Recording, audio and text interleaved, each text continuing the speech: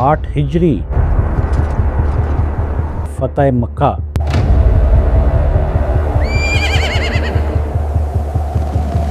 کعبہ تو پاک ہو گیا لیکن حج ابھی تک پاک نہیں ہوا تھا۔ اور پھر آیا 9 ہجری جب اس دنیا نے اسلام کا پہلا حج دیکھا۔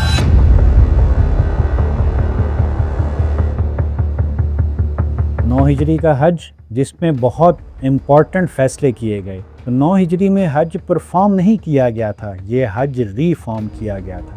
9 ہجری کا سال ایک ٹرانزیشنل حج تھا۔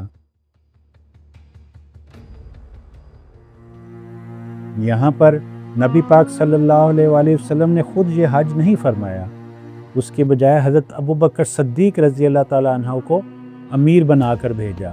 لیکن جیسے ہی یہ لوگ مدینہ سے باہر نکلے، سورہ توبہ کی ابتدائی آیات نازل ہوئیں۔ یہ وہ آیات ہیں جو امت تک پہنچانا ضروری تھا۔ تو نبی پاک صلی اللہ علیہ وآلہ وسلم نے حضرت علی رضی اللہ تعالیٰ عنہ کو نامزد کیا اور ان کو یہ آیات اور پیغام دے کے بھیجا کہ یہ آپ نے امت تک پہنچائیں اور حج میں حضرت ابوبکر صدیق کا ساتھ دیں۔ حضرت علی مدینہ سے روانہ ہوئے اور یہ تقریباً مدینہ کی جو میقات ہے جاتے ہوئے مکہ کی طرف، وہاں پر یہ قافلے کے ساتھ منسلک ہوئے۔ ان کو دیکھتے ہی حضرت ابوبکر صدیق نے کہا، علی کیا آپ کو امیر بنا کر بھیجا گیا ہے یا آپ کو پیغام رساں بنا کر بھیجا گیا ہے؟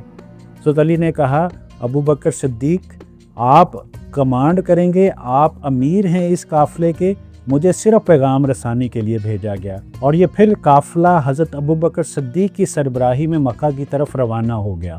پھر اسی حج کے اندر جو کہ 9 ہجری کو ہوا، حضرت علی رضی اللہ تعالیٰ عنہ نے کچھ روایات میں یہ ہے کہ سورہ توبہ کی پہلی 10 آیات اور کچھ روایات میں ہے کہ سورہ توبہ کی پہلی 13 آیات وہ پڑھ کر امت کو سنائیں، اور اس کے ساتھ ساتھ انہوں نے یہ بھی پیغام دیا کہ آئندہ سے کوئی مشرک جو ہے وہ حج نہیں کرے گا، یہ مشرک جو ہیں کوئی بندہ برہنہ طواف نہیں کرے گا۔ وہ لوگ جن کے ساتھ معاہدے ہوئے ہیں اور ایسے لوگ جو کہ معاہدہ شکنی نہیں کی ہے، ان کے معاہدے ان کی مدت تک پورے کیے جائیں گے، اور وہ لوگ جو معاہدہ شکنی کرتے ہیں ان کو 4 مہینے کی مہلت دی گئی کہ یا تو عرب سے نکل جاؤ یا لڑائی کے لیے تیار ہو جاؤ۔ اس طرح حضرت علی نے یہ پیغام مختلف جگہوں پر، مینا کے اندر بھی، عرفات کے اندر بھی، مزدلفہ کے اندر بھی، اور مختلف جگہوں پر حج کے دوران انہوں نے یہ پیغام دیا تاکہ یہ پیغام میکسیمم لوگوں تک چلا جائے۔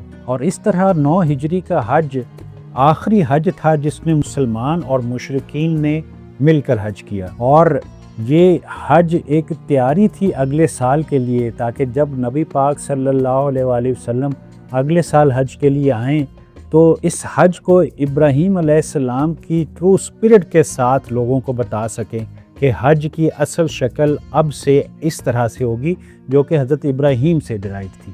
تو سمجھیے کہ حج اسلام نے انٹروڈیوس نہیں کیا، 9 ہجری میں حج کو صاف کیا گیا اور 10 ہجری میں حج کو ابراہیم علیہ السلام کی اصل شکل میں دنیا کے سامنے پیش کیا گیا تاکہ رہتی دنیا تک حج ابراہیمی شکل میں چلتا رہے۔